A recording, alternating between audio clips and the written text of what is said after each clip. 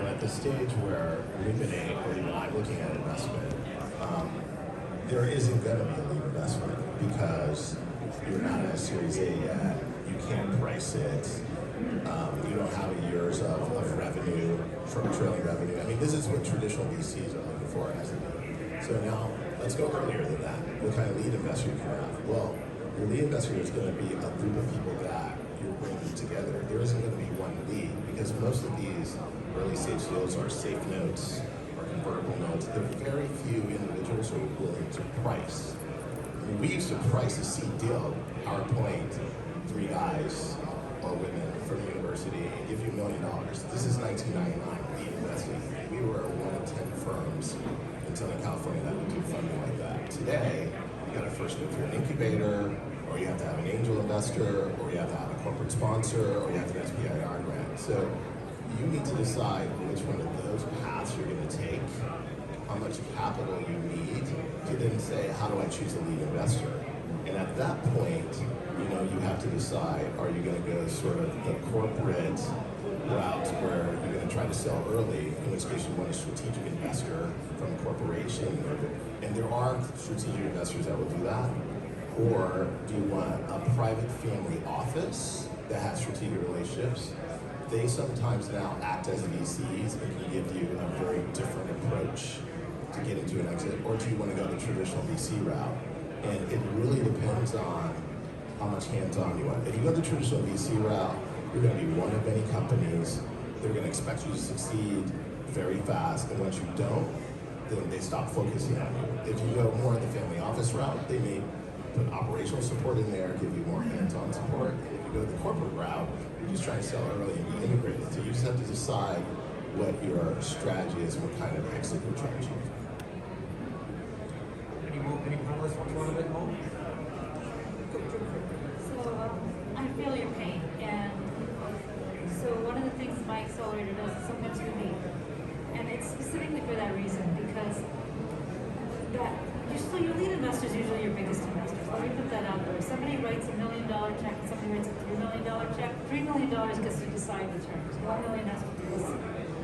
And so that's usually the problem. You need the person to write the big check.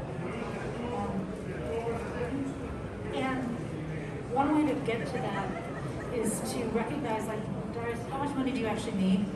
And then break it down into how many investors you want to take. So say I want to raise $5 million. I don't want 40 investors coming in with nickels and dimes. I want like 3. So you're going to say to yourself, I'm not taking a check for less than, I'm just throwing a number out, 250,000. So right off the bat, you're starting to narrow down the type of investor. Because when you say 250,000 to $1 million, is 250,000 is low for a $5 million deal. You're starting to define who those investors are going to be. So it can't be somebody who's too small. And by the time, so when you get a few of them together like that, you can get a consortium together that will put the deal together, or you have one person who's like, I got this. But that relationship has to build, but start by thinking about the bite size that you're willing to take there. That's great. Jumping in? Yeah, and just to add on to things, I mean, a lot of it goes into the original question, the relationships, right? I think one of the mistakes many early stage founders make is they try to contact every single investor they get their hands on, and that works, but your time is limited, so you really have to identify, what as you mentioned, what size of round you're looking to raise, because every investor will have a different check size range.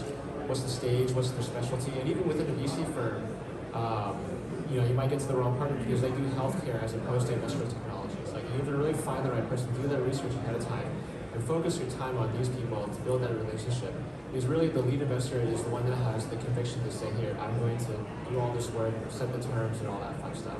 And for us, if we see a good team, good company, but maybe we don't really understand the space as well as we think we should, we will go and try to, find other investors that they can introduce to, but we won't be lead. If we are lead, then we'll bring the whole syndicate in and do the whole round. But it's really all about building that relationship and getting someone who really understands what you're trying to build.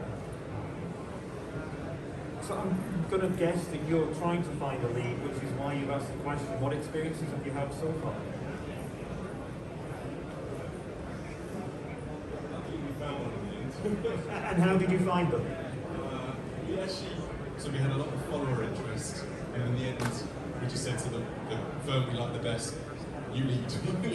Everything seems good, so would you please lead? But for a long, long time, we had all these follower investors just waiting for us to find the lead, and it took a long time. I guess before we realised we could just say, no, you lead. Okay, so you took positive action, if I can use that phrase. Maybe, but I think we could have done it differently. That's all. But yeah. Okay, thank you for scanning the room. My next question is going to be, we've just had a question about finding a lead. Have you got any tips on managing that process of filtering your investors and connecting with them? Jump in.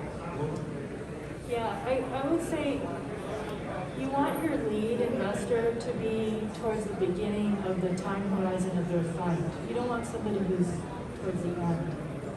So you want to be looking at, there are services like PitchBook or Crunchbase where you can look and see what's the status of these funds. Because, next to cash, your most precious resource is your energy. And you can squander it chasing the wrong investor. So I would really prioritize firms that have fresh capital to deploy, that are kind of at the beginning of their time horizon, especially for deep tech kind of technologies. You need a long horizon anyway, right? So you don't want a firm to be having to flip it right out of the gate. So you have to take a hard look at these firms and say, are they going to be a good lead for me? And then you can see what their behavior is. Some firms just don't lead at all. They will tend to not have board seats. So if you see firms that are taking board seats, they probably are the ones leading. All right, so, and that's another thing you should think about. If there's a firm, you're working with somebody at that firm, do you want to be in a board meeting with this person or not? All right? So, you should get to know them. It's an interesting tip you said about seeing if they've got a board seat. I like it, the idea that they're leaving a fingerprint or a footprint for you to figure out how active they are. Yeah. The reason a lot of firms don't lead is it's an expense that hits the management company of the firm, and they may not have sort of easy access to facile legal support, diligence support, things like that. Lead investor takes on that responsibility of setting terms, of doing diligence. A lot of the other investors are following on their diligence. So and if they're taking a board seat, that's a big time commitment and responsibility as well. So it's a big ask when you're asking them to lead. So one of the things that we work really hard with our teams in our program is to put their data folders together, diligence folder together, which is why I'm able to lead, because I sat down with all of these teams and helped them put their diligence. I've already done the diligence. But if you want somebody to lead and you want to convince them, that level of organization and detail will make their life a lot easier and they're more inclined to come in. If you are not there with that, it's a coaching job for them, so it's going to be a lot more time and money. So the more professional you appear, if you say, I've got my diligence folder together, it has this kind of content. My board meeting notes are here. The more professional you are up front, the more likely someone will lead. The more disorganized you are up front, the little scarier it is to them. I think it's true across the whole investment piece, isn't it? That when prospective investors see that you've got your act together, they assume the rest of the company is organised behind you. You make a good impression. And I try to tell this, even if you only have 2 people in your board, even if you are the board, get your team together, your team, which may be you and your best friends. Once a quarter, have an official board meeting, take notes, be professional from get-go. Right, please jump in with a question. So, assuming you're successful in the early phases, my experience has been that, early stage companies end up doing a lot of different things, right? Different kinds of customers, you're trying stuff out. And at some point, you may want to grow very quickly and end up ultimately having to say no to certain things, certain early customers. So I was curious if any of you want to comment on how you coach your investment companies in that process. How do you evaluate which opportunities are the ones that you should pursue and which are the ones you should leave behind So you're assuming they've gone on a journey. You're assuming they've done a customer discovery. They've now got X opportunities on the table, and you're saying the winner is. Right. Right. How do you downsell? Yeah, got it. Okay, look at my wife's panel and see if any of them are smiling. Thank you. Yeah, it's a great question, and no early stage company wants to give up potential customers or opportunities, but it is a very difficult decision because you have limited resources. And so when we look at companies and they say, oh, we're going to do these 18 different industries with this one product, that's a huge red flag for us. And so when we look at potential companies and when we work with our own companies, we look, okay, which one of these, obviously, aside from the largest market, which one will give you the fastest growth? Which one do you think is going to give you the easiest onboarding, speed of scaling? Is there potential for upsizing the contracts later on? Just which ones will give you the most growth that you're in a good position to raise and say your Series A or B, and then you can obviously go back and expand your customer base and your product line. It's obviously a case-by-case basis for each company and industry, but these are the important decisions that we think an early stage executive team really needs to think about because you just can't attack every single customer set or industry. Let's jump in. Yeah, so I don't think the question is that simple because most of photonics technology is going to be embedded inside something else, which is a system, and then that system is going to be sold to somebody else to the end market. There's very few photonics technologies that go direct to the customer. I'm not saying not any, just direct. And what I'm discovering, Illuminate portfolio and other past portfolios we dealt with, choosing your right distribution partner or your manufacturing partner and understanding that value chain, right? Because you're going to get locked in to a certain set of customers that are working together that there may be a weak link down the line. And so you may not want to take that technology, or they may be asking you to change your technology significantly to be customized for their needs while you're giving up the rest of the market. So you might say, oh, I'm going to go with Qualcomm, for example, but they want us to do it a certain way, but it won't work for our Samsung or Apple or a different market. So you have to be careful about what dominating technology companies you're either in the pipeline for or what they control, and whether that's aligned with your innovation strategy. So you have to be looking far enough ahead to say, what is going to give us the biggest potential? And I may give up this current valued customer, which looks like it's a great customer, but down the line, it's going to destroy value. So it's not that simple of a question, but we help companies go through this value chain analysis. We look at the IP pipeline, we look at how those licenses can occur, and we encourage companies to partner with companies that are going to get the most value out of the intellectual property and innovation you're generating. Because at the end of the day, if you fail, at least your IP can be sold to a channel partner. But don't you think there's a connected element that says it's better to make a bad decision now than never make a good decision because you're forever analysing the data trying to decide where to go? My only point is, what could be a large customer up front, and you take that, could also be a destruction of value. So you have to evaluate the difference. Even, we had a company that was making an all optical zoom camera in 2005. They decided to partner with Motorola. Now, in 2005, you couldn't have predicted that Samsung and Apple were going to suddenly emerge as the leading cell phone companies, because Apple didn't even have a phone yet, and Samsung was just sort of emerging, right? Motorola was a really good choice. Motorola goes under, 2006, 2007, and by the time they realized that they should be going after Apple, it was too late. So that was a bad decision, but it was also a good decision, right? But we didn't look at the risk, really, of Motorola's position in the market. It was clear that they were starting to fall off. So, there were a lot of challenges. You're gonna potentially make a bad decision, but if you sort of think further out and understand how the market's shifting, you might not fall into that trap. And given that you asked the question, what are your thoughts on the answers? I wish it were a simple answer. It might make it easier for some folks, but yeah, I realize it's definitely always some complexity to it. Thanks again for the question. And the next question, please. What do you think of crowdfunding as a source for early stage investment?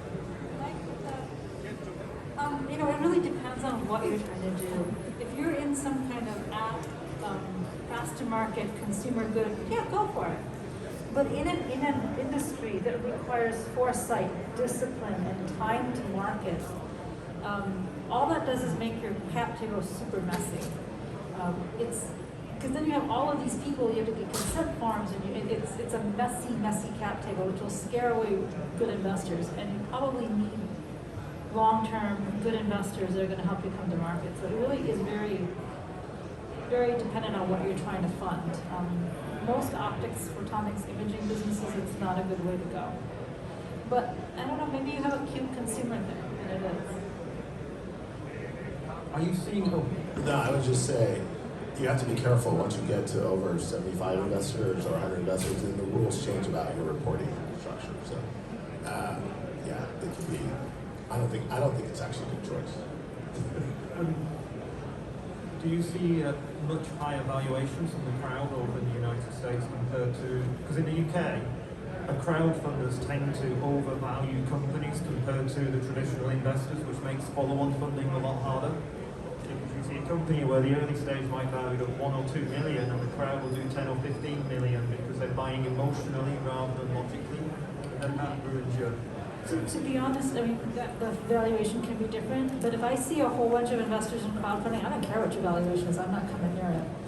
So, That's nice and black and white. I think that, you said you wanted a simple answer, we've just had a simple answer, I think, to a different question. Anyone, come on, jump to the mic, that's why we're here. Yeah, so if a startup presented to you and you figured that that startup is way undervalued when presented to you, would you tell them that they're undervalued, or would you basically leave that alone and invest at them at an undervalued state? Should we go to the middle of our panel and see if they've got any thoughts? Great question. We are unfortunately seeing the converse of that question right now. I think it's really a market question. Like, I think there's a value to the company, maybe what the founders think there is, and there's what the market thinks the value should be. Market being the other investors that exist out there. If it's a good company, the deal will be competitive. I mean, investors, especially right now, are just looking to pour money into companies, and they're willing to pay premiums for what they think is a potential good team and a potential new technology. So to answer your question, I think good investors will say, hey, I think you're underselling here because we think you can maybe raise a little bit more money at less dilution. So it is important to early stage founders to make sure that the founders have adequate equity in the company, because you will continue to lose equity as the company goes forward. And if you don't have enough equity, you don't have enough skin in the game, so to speak. So as an early stage investor, we always try to make sure that our founders have at least 15 to 80% equity at the seed stage, right? Because every stage you go will lose 10 to 20% of your equity. So to your question, then yes, we want to make sure it's properly valued. So, can I make Yeah, jump in. Yeah. So, by the way, I'm sorry that I restate everyone's question, because I don't think you know what question you want to ask. So the reason why I say that is there's the entrepreneur's perspective and the company's perspective on their valuation, and then there's the investor's perspective. And by the way, they're not the same. Investors already have a portfolio. They have the amount of money they're managing. They value you based on when they're investing in you, how much risk they want to take, and what they think the potential return is. So you just happen to approach a VC at a time when they need a company and you're fitting their slot. They might give you any valuation if it's early, because they're willing to take that risk. If you come later, they're going to be way more strict. So their valuation is based on how much they're going to own of your company and what they think the potential return is to return to their investors, which has nothing to do with your market. It has to do with their portfolio. So you're negotiating against a portfolio of companies that an investor has positioned you for, and you think you have this valuation. So they're going to look at you and say, you fit in my portfolio at this valuation. It actually has nothing to do with whether you're overly valued or not. You just have, it's sort of an impedance mismatch based on some market returns for their specific focus versus your market. And so you have to hit this thing perfectly with a VC. It's very important to go to VC probably early in their investment cycle. They're going to be more lenient at that stage than later. So. Was it Colin, you wanted to know a question? Yeah, this was somewhat addition to this evaluation question, because really, like, you know, when startup company addressing the investor, right, the evaluation, as you mentioned, right, like, you know, there's a different way how you evaluate it, especially if it's pre-revenue company, right? There is like a lot of really flexibility, and right now are like, you know, I understand it's different perspective and different motivation from investor and from the founder, but since I believe like I'm from the founder's side, right? Just you know, is it okay for us to basically give our evaluation from outside, and of course it's going to be probably more optimistic side, you know, and what is our risks, you know, and if we try a few companies, investor companies, and we see that basically, you know, they think it is a little bit higher than we expecting, then giving us like basically the lower level evaluation. As you said, it's probably depend on the portfolio and the match. What is our way to do it? Should we kind of try to go down, or should we try continue to looking for a right VC, which is kind of like, you know, more in line with our evaluation? So, can I address it? In the end, the valuation of your company is what someone's willing to pay for it. Okay, it's really, you can negotiate, you can this and that, but the value of anything is what someone's willing to pay for it. That's whether it's your car or your company. So, typically I don't, when I have a pitch or something, and I've been in your shoes, I've had 3 different startups, I don't give a valuation straight up. I talk about my revenues, my post revenues, and then we sit down and we say, what do you think it's worth? By this time, I've gone into PitchBook, I've looked at comparables for other companies like mine in my space. I've looked at their portfolio and seen what things are typically valued at. And I come in, it's like a game of poker, right? So I've looked and I've seen, well, they typically come in at an $8 million pre-money, and it's about like this. And I think I'm worth 15. I'm gonna come out with like, I think about it, and I say, okay, I think it's a 12. If I really am mismatched from the VC, if I can't reach terms, then it's the wrong VC, and then I go somewhere else. Similarly, as a VC, there's only so many rounds I'll go. If somebody's picking, eventually I'm like, I'm done now. This is where I am. Take it or leave it. Laura? Yeah, I would actually counsel you to not put forth the valuation. Let the VC give you a term sheet, okay? It's really hard to get a written term sheet from a VC. So push for that, because you want to see all the terms. It's not just the valuation. Are they going to take a board seat? What are the liquidation preferences? I mean, there's all these other things. You have to look at the whole basket. And really, if you can push them to write a term sheet, that shows a real commitment on their part to take a hard look. If they're just having conversations with you and not writing anything down, they're wasting your time eventually. Okay? So some VCs will actually be really put off by you putting evaluation in front of them. I've seen that really backfire that way. So I would really counsel you to not start with that. So just one comment, and they're absolutely right. You're going to have a valuation in your head, and really what you're talking about is ownership. So it doesn't matter. The valuation depends on how much you're raising. So valuations go up if you're raising $10 million, if you're raising $5 million, or $3 million. So it's better to raise as much as you can. Now, that's reasonable, right? And so your valuation is going to be based on giving up ownership for that amount of money, okay? If they're taking a big risk and you're trying to raise a lot of money, you're going to give up more ownership because they're not going to give you $5 million if you can't prove that you can get a return on that $5 million or that the next round is going to be up round. So you need to figure out the minimum amount you need to raise and what's the maximum amount you think they can take a risk on, and then you need to decide how much ownership I'm willing to give up okay? And then if the VC then gives you terms that meet that dilution criteria, it's okay. But I always tell entrepreneurs, it's better to have 5% of a $1 billion company than 30% of a $50 million company, right? And so you gotta think about, you know, what your exit's gonna be in the ultimate exit. Most companies don't become $1 billion companies. In fact, most companies fail because they raise too much money. So the idea is to raise the right amount of money at the right times for dilution so that you maintain enough ownership, generally around 10 to 15%, so that when you get an exit, the team, the employees are happy. But if you can't achieve that goal, then you have a failed business, right? So valuation is really about the expectations. You're in a startup, you want to get a return, and the investors want to get a return, and you want to be happy. It's not about some calculated value based on IP or markets. None of that is real because you can't predict the future. It looks good on an NDA, but can you give a little bit more coverage on the many companies fail because they raised too much money? Yeah, you know, so I've launched my firm only in the last year, and we're starting to raise a fund, and our focus is on giving the right expectations to our investments, which is why we're investing in very, very early stage technology.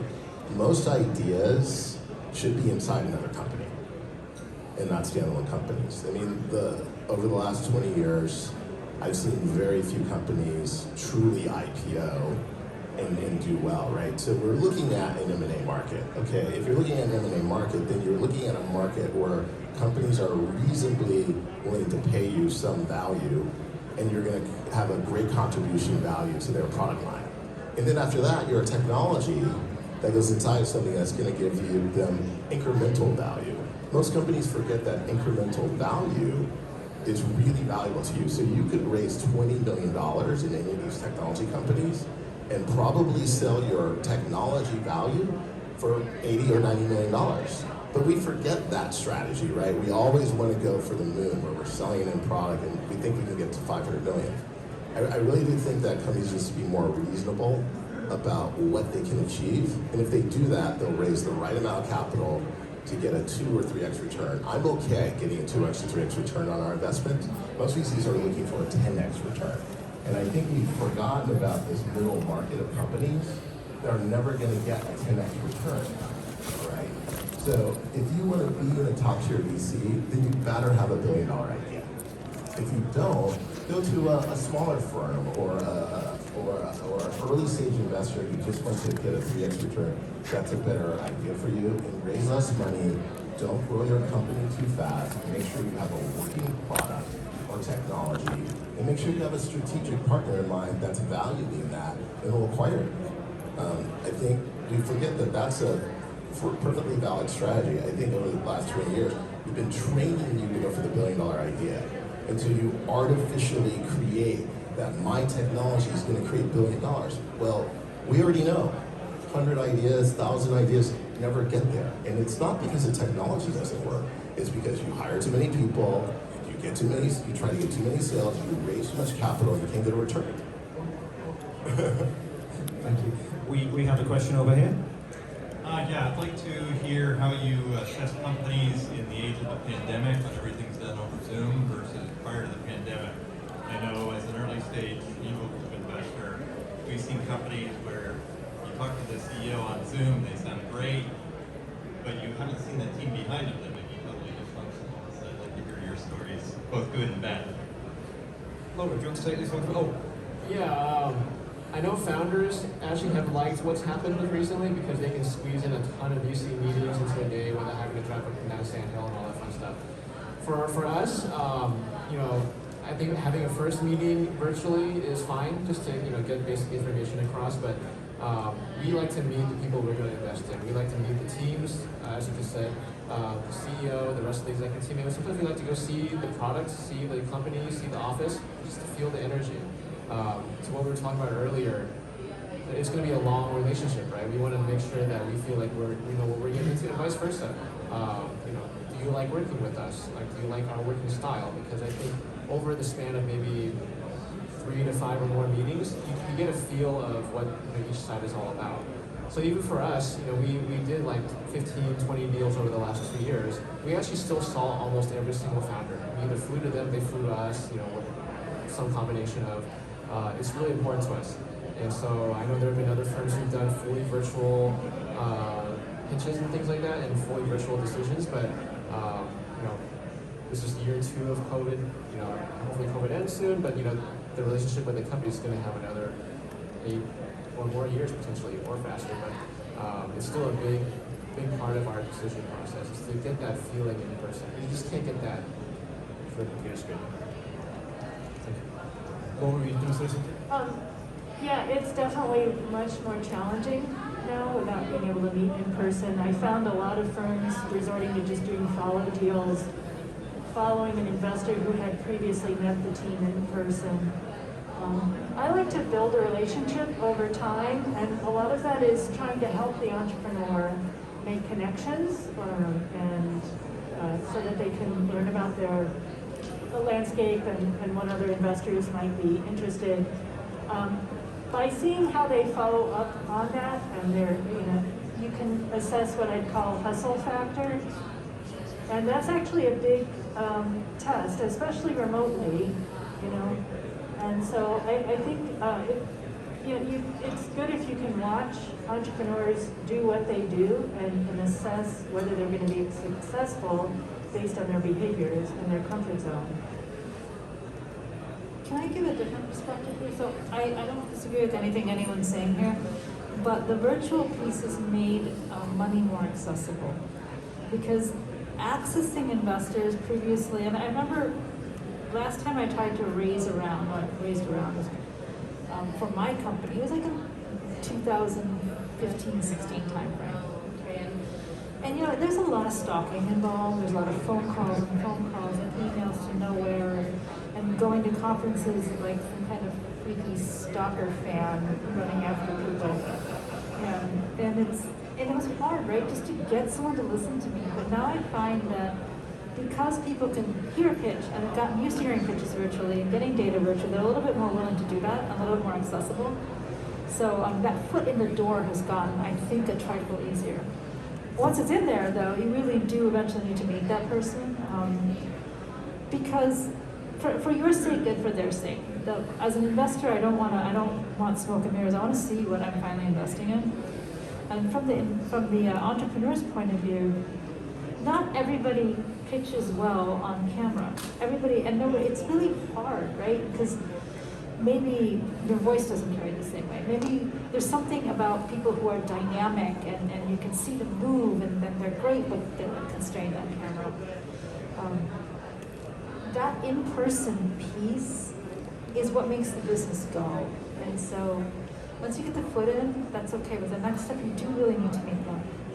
But it's interesting what you say, because I know if I look at the stuff we do, we say investors struggle to travel more than an hour outside London. Because there's enough opportunity in London for them not to bother. But by doing the first one on a Zoom, they know it's worth the effort because the quality threshold has been passed, and investors always want the best opportunity, don't they? If they get a good enough opportunity on their doorstep, sometimes they stop asking deeper questions. Can I make a comment? So he's got a really important point. Now, this has been a problem for companies that are not located in Silicon Valley, that are not located in downtown London. They're like, I wish you could see me, and investors like, yeah, I'm comfortable right here, you should come here. The virtual piece has gotten the foot in the door, but also start looking. Like, I know that where I come from, a while ago, people have been like, what? There's so much VC activity, like in Western New York, in Pittsburgh, and places like that. And there's so much incredible science coming out of these places that VCs focus on just certain areas are missing. And if I was with a startup, I put my startup in Rochester, so my first two are not, because I had industrial sewering and manufacturing access. So as an entrepreneur, look a little bit at the off-course places, because they bring you access to money that's not Silicon Valley. They bring you infrastructure that you pay through your nose for in other places. So look, it could be worth it. Definitely can. We got one last, yep, jump in. I think we just finished in 6 minutes if my watch was right. Just like it's a continuation about like evaluation. Sometimes really I understand that you don't want to bring up evaluation, especially like as a founder. But what if basically just at the beginning of the conversation, investor asking about evaluation? Is it a bad investor? Should I continue communicating with them, or how should I respond? Because I actually like a few investors just really at the beginning asking like what evaluation your company. What do you answer to that? I try to avoid that question. I mean, you really want the investor to try to understand just who you are and what you're doing first. If they're going straight to that number, that's how they're thinking about the deal. So the question to you then is like, is that the right type of investor for you, what you're looking for? So in the accelerator, I'll often ask companies, what do you think your valuation should be? And I'm not asking that as a negotiation. I'm asking that for two reasons. Number one, I want to see if their mindset is correct. If they come to me with a really early stage idea and say, it's $50 million, and I have a job to teach them, and I have a job to coach. So that's really, I'm just trying to see where their mind is at. I'm actually okay when I ask that question if somebody says, I don't know. I'm really okay with that. So I'll give you a rule of thumb. So if you already raised so much money in convertible notes, let's say $2 million, and you need to complete a Series A, that's $5 million. Generally, you're going to have to give up 30%, no matter how much you raise. So go in with that number. I mean, seriously, like, don't go in with I'm only giving up 10%. Don't go in with I'm only giving up 20%. And in that 30%, you have to realize there's a option pool. And that option pool needs to be around 15%. And that's pre-money. Okay, so you got to, they're not, most investors aren't going to dilute your new option pool. So keep in mind, a real investor realizes you need to have a sizable option pool, and then the money gives up 30%. Okay, so just position your cap table. It's about your cap table, by the way. And then if you've raised too much money in notes, you might end up having to do, if you think about it, it's considered a down round, but you want to get it right? So it's better to not take on so many notes that you can't get a round done, right? So, if you're going to take on 3 or 4 million notes, then you got to do a $10 million round, right? And then you have to justify it. So you have to think about this whole safe note and how many notes you're taking before you get it priced. I mean, at Luminate, we try to help out with that. And that's why she's off this thing. She forces a company to think about how much they need to raise and what that valuation need to be. We help them evaluate that. Our firm is more of an advisor, but we also can give you an IP value. Most of the time you don't consider. If you have 5 or 6 patents, that can be really valuable. You can throw that in to increase your valuation because you have defensible, value. And that's a little bit harder to do on your own, and we advise companies on that. But all of these things you go into your calculation. But generally stick to that, like whatever I raise, convertible plus new capital, 30% you have to get out. It's that sort of simplicity that helps, isn't it? Yeah, I'll say it. So I think if I ask our panelists for the concluding thoughts, is there anybody who's got a question they wish they could have asked? Panelists, is there a question you wish you was asked? No? Okay. I do want to make a final comment.